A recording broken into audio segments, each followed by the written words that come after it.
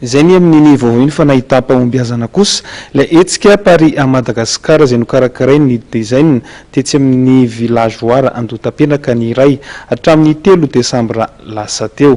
Tratra avokoa ny tanjona napetraka nafindra teto Madagascar tokoa i Paris. Tojerentsika ny sary. Paris Madagascar tao anatin'ny 3 andro nanomboka tamin'ny zoma, sabotsy ary mefarana androany alahady. Efa nisy ireo tonga, mbola misy ireo andrasana. 3 andro nafinaritra, 3 andro afinaritra satria mbola tsy tapitra ilay andro.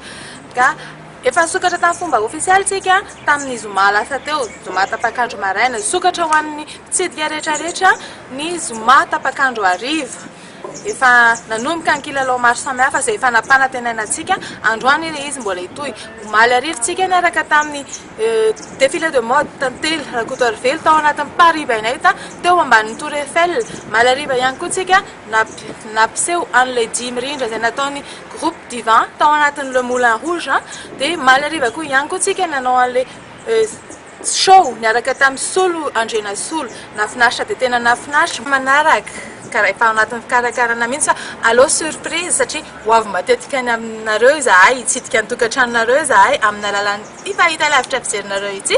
Teny anareo hoe vidiny Paris Madagascar ho avy indray manaraka. Aza mieritreritra hoe zavatra hafa fa mitondra zavatra vaovao be ho anareo foana ny Nid Design.